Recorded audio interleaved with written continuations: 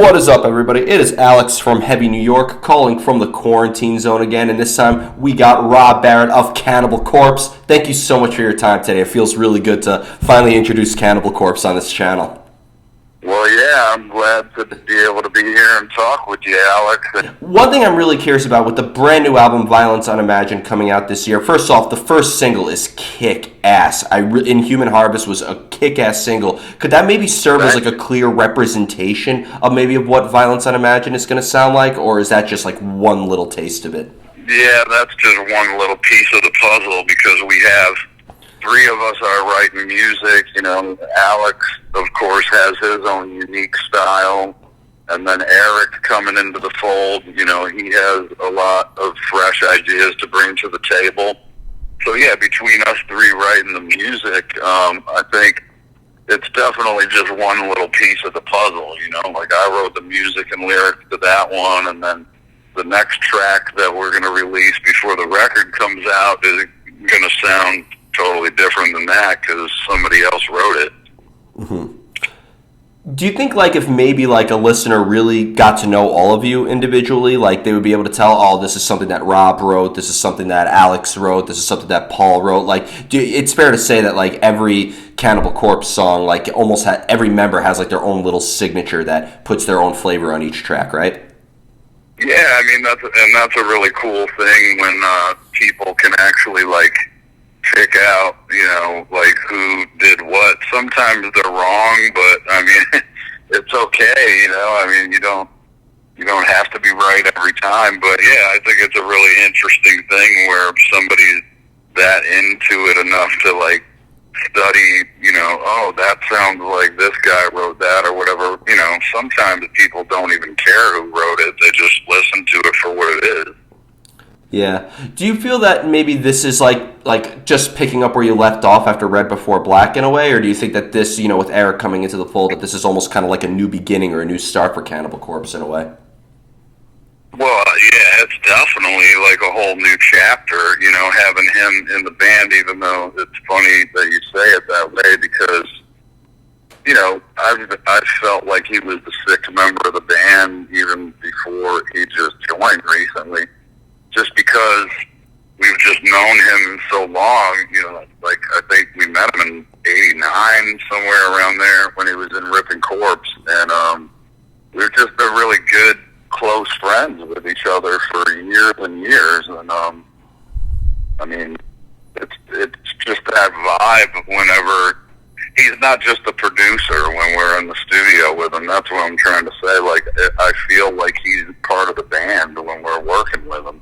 Yeah. And it was just awesome of him to, you know, be able to step up and help us out during a really difficult situation. And yeah, he definitely brings a new element, and I think it is a new chapter, but our approach was definitely, you know, the same as we always do it, you know, a continuation of where we left off last record. Yeah, because, you know, with Cannibal Corpse, you know, it's funny. I actually had a funny little saying about Cannibal Corpse, that Cannibal Corpse is like the dry cleaners. It gets better every time for the same service because it's always good at the same time, you know? Like, people who like, you know, the bleeding will appreciate Evisceration Plague, will appreciate a Skeletal Domain, and will definitely appreciate this album. So it's fair to say that Cannibal Corpse, even though you guys are all unique songwriters, you all, like, kind of have, like, a usual go-to mode or, like, a usual method when it comes to songwriting and making a new album, right? Yeah, I mean, I guess you could consider us a one-trick pony because we're just always going for extremity. A lot of bands, they'll switch it up and they'll be like, all right, well, we've already done that. Let's move on and, like, reinvent ourselves or whatever. And, you know, for this band, I think that would be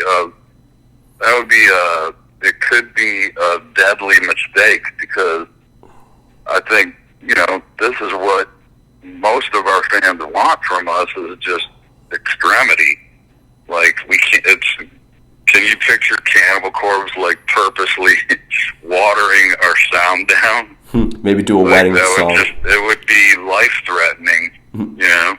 Yeah, no ballads from Cannibal Corpse anytime soon. Yeah, so that's the way that we go into writing songs is just like, all right, I want to write something really heavy and, catchy. I'm just trying to write memorable songs nowadays. It's not like some speed contest or anything. Well, if you don't mind me asking, though, because, Cannibal Corpse has been around for a while, and, you all have a very impressive resume, not even just in Cannibal Corpse, but in the world of death metal. Like, how do you manage to keep it interesting? I'd imagine there has to be elements, to sort of keep it engaging and, not just feel like you're going through the motions, right? Well, yeah, I mean, obviously, when you're creating music, it's almost the same as, like, being a painter. You have a blank canvas in front of you, and you have to make something out of nothing.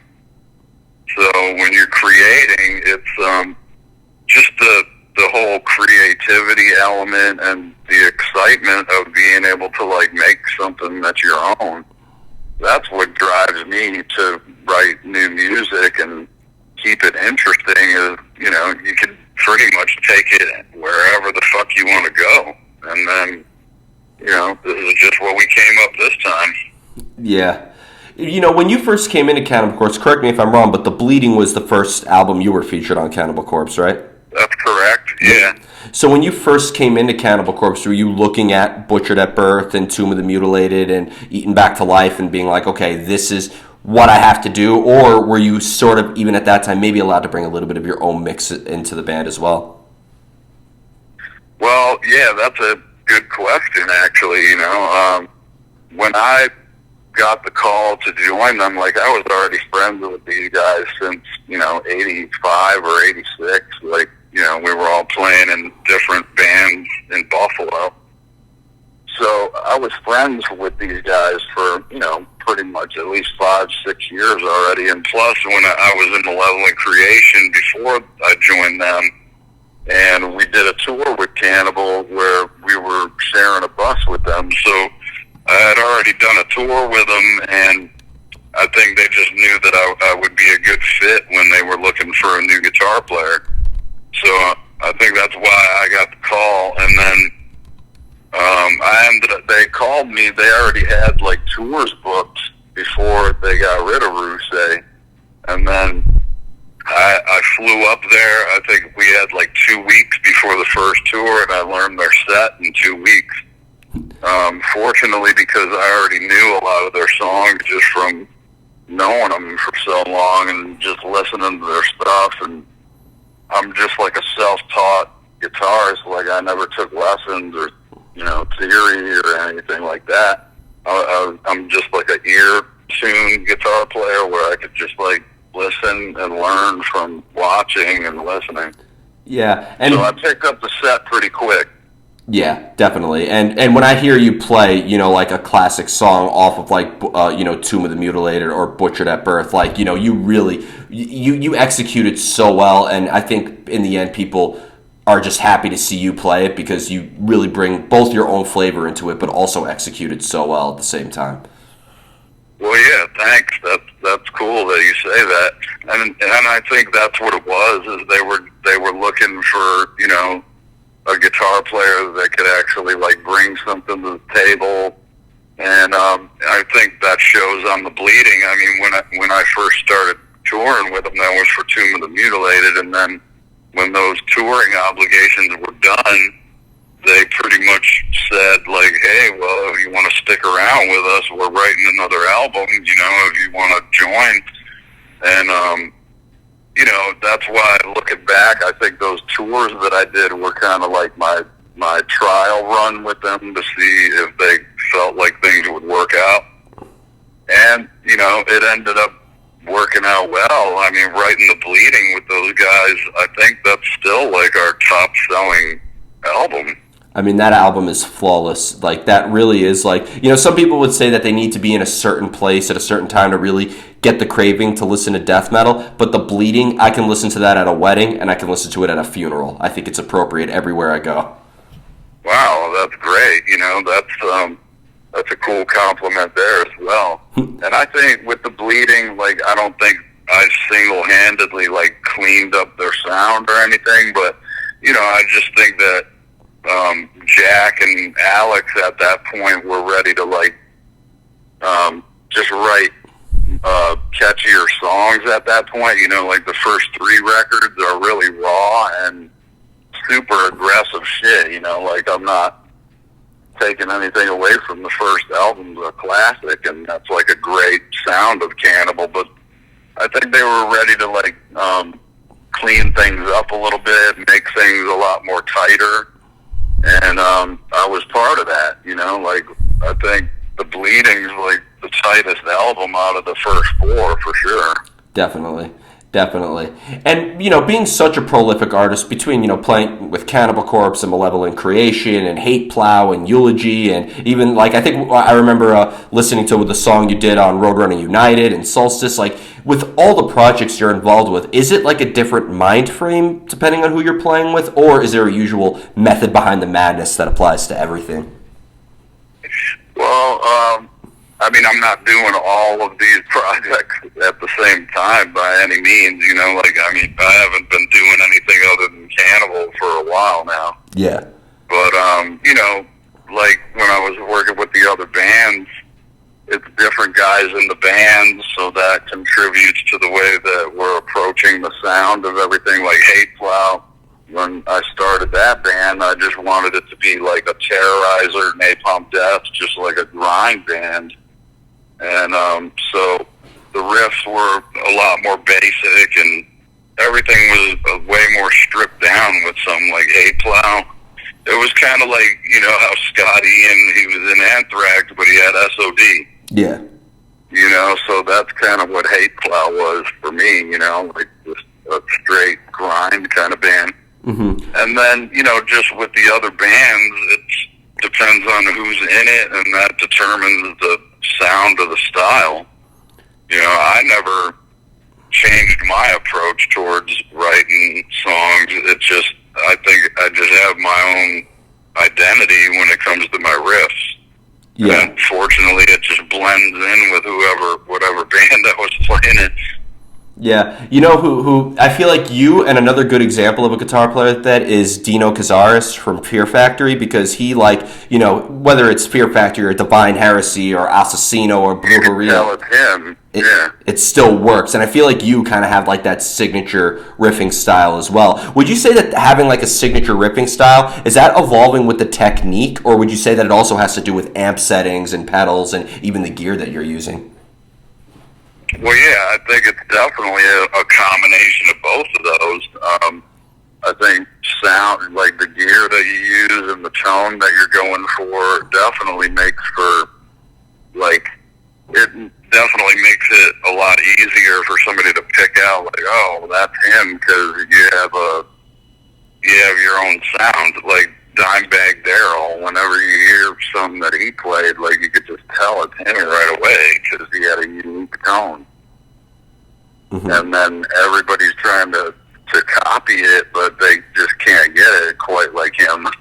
Nobody can. No matter how hard you try. And, you know, how you even brought that up about the gear and the songwriting, like, I think Erik is, you know, coming into the band with his writing style, and it's just like that, you know, like, I was, like, thinking, oh, man, you know, I hope he's not going to be writing stuff that sounds exactly like Hate Eternal. And then when he started showing us his songs, I was like, wow, this is great. Like, it does sound like Cannibal, but you could tell that it's Rutan. Yeah. And that's the beauty of it. I think every guitar player who has been involved with Cannibal Corpse brought their own identity to it, because there's, like, you know, a stripped, raped, and strangled sort of riffing style that's, like, you know, very rhythmic driven, but then you have like a moody guitar tone, like and I don't think you were on this record, but Gallery of Suicide. Like, I consider that to be the title track to be a doom metal track. So, like, I feel like the guitar tones and, like, having all these different you know, smorgasbord of riffs, it just really helps every member of Cannibal Corpse stand out in their own right. Well, yeah, I mean, that's interesting that you know, picked Gallery of Suicide as an example, because that was the first record they did when I left to rejoin Malevolent. And, yeah, the guitar tone's definitely different on that one. I mean, that had a lot to do with the producer, too, Jim Morris. Yeah. because Scott didn't do that one. Mm-hmm. But yeah, I mean that's awesome that you're actually like listening to the point where you could like notice differences in guitar tones. Yeah, I consider that to be the closest thing to a Cannibal Corpse ballad. Right. Yeah. I mean, there were some. They were definitely opening a new chapter on that album. Like, it sounds different than anything that was ever done before. Mm-hmm. Yeah. I think there's even like a little bit of clean guitar on that record. Yeah, and then of course the I bass. think the beginning of From Skin to Liquid has some clean guitar. Man, that's the sellout record. Damn it. Hey, well, I didn't say it. There you go. One thing I was really curious about is, being that you've known Cannibal Corpse even for years before you joined the band, so I was always wondering about this, because being that the band originated in Buffalo, New York, but it's fair to say that Tampa, Florida was the death metal capital at that time. So would you have thought that maybe coming from Buffalo, New York, in a way, that like it was a little bit harder for Cannibal Corpse to maybe get their foot in the door in the scene in a way, or did that really not play an impact on it? Yeah, I don't really think that had anything to do with, what was going on with them, because they started their own scene pretty much. I had already moved down to Florida when they started the band. Like, when I met them, Paul and Bob Rousset were in a band called Tyrant Sin, and then Webster and Jack Owen were in Beyond Death. And then I was in a band called Dark Deception, and we used to do shows together and hang out all the time because we used to practice in the same facility. So I ended, the band I was in ended up disbanding, and I moved down to Fort Lauderdale in '89 with Jason Blackowitz from Malevolent. I mean, he was out of Malevolent for a minute there, too. That's why I was playing in a band with him, and then we moved down to Lauderdale together. So I actually wasn't in Buffalo, like, when Cannibal started. Like, they did start before I moved, like, maybe 6 months before I moved. But I wasn't there when, like, things started rolling for them, but yeah, from what I heard, the scene was like as big as ever, like right after I moved, and yeah, I don't think location had much to do with it at all, Mm-hmm. Yeah, because I've always said that Tampa, Florida is like, everybody's thinking of Tampa now because of the Super Bowl, and congratulations for that. I will give you credit for that, but Tampa. Well, I'm a Bills fan, so. Right, exactly. But I definitely wasn't, bummed out about seeing the Chiefs get their ass kicked. Fair enough.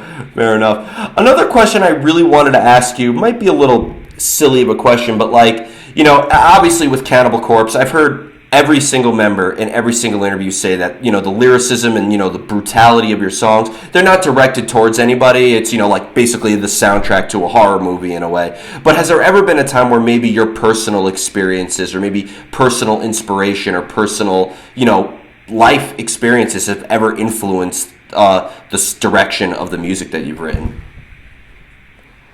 Well, not so much in Cannibal, but like, Solstice, when I used to sing and play guitar in that band when I lived in Miami, those lyrics were more about like, real life stuff like that might be going on in my life. So that was more like the reality lyrics when I was, in that band. But with Cannibal, it's more like we're looking for dark subject matter to talk about, because if you're writing extreme death metal, you can't be writing a lot of songs, like you have to have the lyrical content match the darkness and brutality of the music that you're writing. Otherwise, it's not going to be convincing, in my opinion. Yeah. So yeah, we're just trying to, think about. I mean, obviously, when the band first started, it was mostly about zombies and, sex with the dead and stuff like that. But, during this point in time, we're just thinking about more, I'm thinking it's more like, not so much zombie stuff, You know, we're actually like starting to get into just talking about like things that really could happen in a way sometimes.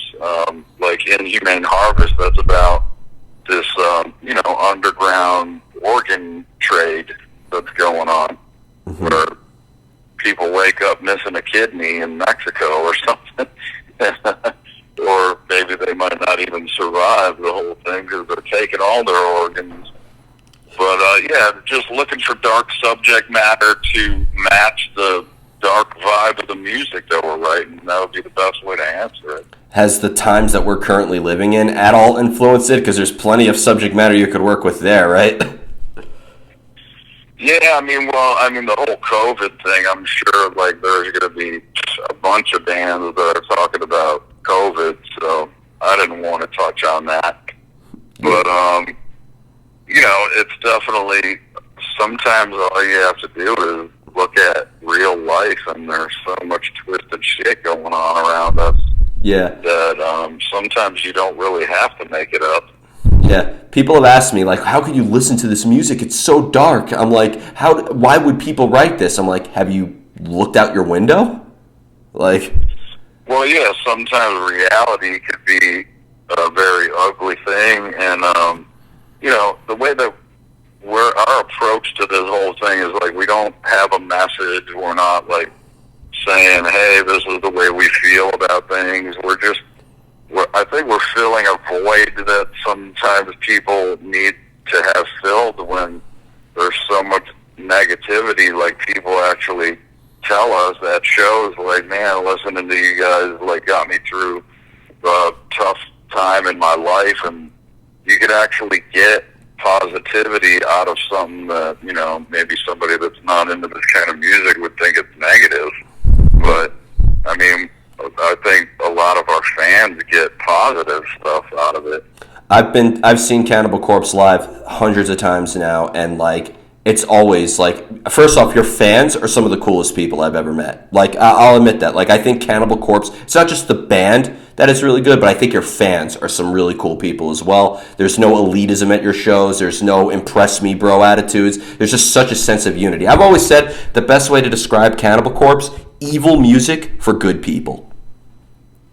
Hey, well, that's pretty good. Can we borrow that? You're more than welcome. Take it. Yeah, well, I mean, it makes sense, but, I mean, I don't think we're evil. It's just more like talking about dark things that can really actually happen. I mean, at first it was mostly, it was definitely more like fictional stuff at first, but then we started steering into, you know, like non-fictional, like, wow, this could really happen, or it really is happening. You know, a lot of people don't want to look at it. Yeah, people fear what they don't know, and people fear the truest stuff. So I think in the end, your music is real. Even if it's fantasy oriented or not, it's as real as it gets. The music holds nothing back. It's loud. It's in your face. It's relentless, and it's who you are. So, like, no, like, there's nothing to hide behind it. And to tell you the truth, yeah. I think that's more intimidating than any of the lyricism. I think the fact that this stuff is real and you guys have nothing to hide. I think people are more intimidated by that than, you know, a song called "Fucked with a Knife." You know. Yeah, like I said, we're just trying to match the vibe of the music that we're writing, and like I said, if we're writing about anything that is not, you know, a certain extremity level, then I think it would take away from the heaviness of the music. So we're just trying to keep the lyrical content at that same extreme level as the music. Otherwise, it probably wouldn't, you know, wouldn't come off right. Yeah. If that makes any sense. Definitely. And the final question. Yeah, oh, you're saying? Yeah, I just wanted to say we're looking at, you know, we don't have any underlying message like, hey, you know, this is our stance on everything in the world. Like, we're looking at our stuff as a release to get away from all the negativity. Yeah, and that's exactly what it is. I think your music is, your music gets rid of the anger that's inside. I don't think it causes it at all. That makes sense. Yeah. And the final question I wanted to ask you is going back to your live shows. Is that, as somebody who has seen you play numerous times, I saw you on the Power Trip tour. Rest in peace to Riley. I saw you on the Morbid Angel and Blood Incantation tour with Obituary. Like, it just seems like watching you play live is a very different experience than simply just sitting down and listening to the album. But for you and all the other bandmates, is there like a similar energy that you put into your live presence as you do in your songwriting? Or do you consider playing live and songwriting two completely separate arts altogether? Well, wow, that's a hard question to answer because I don't know. Like I look at the recording is a whole different vibe than playing live. Like you only get one chance when you're playing live. Like if you mess up, you just need to get over it and move on. But I think we're definitely considered to be a live band. Listening to us without seeing us is, I don't think it's as intense as if you're actually there watching. Like there's an intensity level going on with our live shows, and that's mostly coming from the energy that we're getting back from the crowd, really. Yeah. And you played with like a variety of different bands too, like the Decibel tour, which was the last time I saw you. Like, you bring in like Morbid Angel and Necrot and Blood Incantation. I mean, that's a show where that's a lineup that everybody's going to love. But like, you also brought out Thy Art Is Murder, which has more of like a deathcore audience. You brought out Power Trip that has more of like a thrash oriented sort of sound. So like, you've also brought out like a variety of different bands too. So I've noticed like maybe you have a lot of different types of fans as well. Well, I think it's an important thing, especially for death metal bands. Like, we've done so many tours where it was just a bunch of death metal bands, so I think it would be kind of easy for a fan going to just a bunch of death metal band bill to get a little burnt out by the end of the night. Like, I think it's kind of good to have different bands playing on a bill for a tour, so then, like say the fan of one band is not into the other band, so that's when they could take a little break, Yeah, absolutely. And plus, I think it's a good way for bands of different styles to gain new fans from the other band's following. Yeah, absolutely. I think if bringing out Morbid Angel and playing with like a Deicide or an Obituary, great lineup. You get a bang for the death metal buck. But you like maybe I could honestly see you maybe doing like a tour with like a Killswitch Engage, for example, or something like that, or maybe like a Hatebreed or something. Well, yeah. I mean, these are two bands that we actually did tour with before. Like we did a Hatebreed tour, and that was Hate Eternal was on that, Born of Osiris, Unearthed, maybe one other band I can't recall, but yeah, that was like a 5-6 band tour, and each band had their own sound, so that's what brings more people to the shows. Definitely. And we did a Mayhem Fest with Killswitch was on that one. Yep. So that's why we did those Mayhem Fests and Sounds of the Underground festivals where we might have been the only death metal band on the bill, but, we're looking to get new fans, and hopefully we did that by doing those festivals. I know we did. Do you know how many events? You can just tell that our whole following just kept getting bigger and bigger. Mayhem Fest 2014, do you know how many people who were only listening to Avenged Sevenfold or Miss May I or like, Asking Alexandria are now like diehard death metal fans because of that one festival you were on? Yeah, and that's why that justifies our decision to do things like that. And I know we hear, some of our fans are like, oh, they're selling out. They're playing with all these lighter bands. And it's like, well, think about it. We're not doing anything different. We're just playing to a different crowd. Yeah. Like, we're drawing people towards us. We're just trying to be a magnet we're not like changing our style in any way. So Yeah. that's just something I never understood about like some of our fans thinking that we were watering ourselves down in some way. No, when we play with bands that are different than us, it just makes us that heavier. And also the band that nobody forgets either. Yeah, I'd like to think that too. So before I mean, we definitely gained a lot of fans by doing those kind of shows where we're the only death metal band, and so it worked for us. Yeah, I think it only can work. And you know, like the whole selling out thing, to me, I think selling out is just means playing it safe. So I think it would be more of a sellout if you didn't take those opportunities. And I think it's, again, I bow my head that you have. Yeah, I think we're definitely not selling out. The only sellouts we do is when we sell out shows. Exactly. There's no selling out in any way of integrity here. Yeah. I mean, we're just trying to bring our brand of death metal to the masses the best way that we can. And, you know, if somebody doesn't like the other bands that we're playing with, then they don't have to show up, you know, and like, and that's what they do. They'll be like, oh, well, there ain't any other bands I like on this tour, so I'm going to wait until next time they come around. Yeah, and I know That's a lot fine, of, you know? I know a lot of your diehard fans who got into more like quote unquote lighter material because of that Mayhem Fest. Like I know people who like really got into Trivium or got into Body Count or got into. Yeah, it works both ways. It's like, you know, we're introducing our fans to different stuff that they might not have even bothered listening to, and vice versa.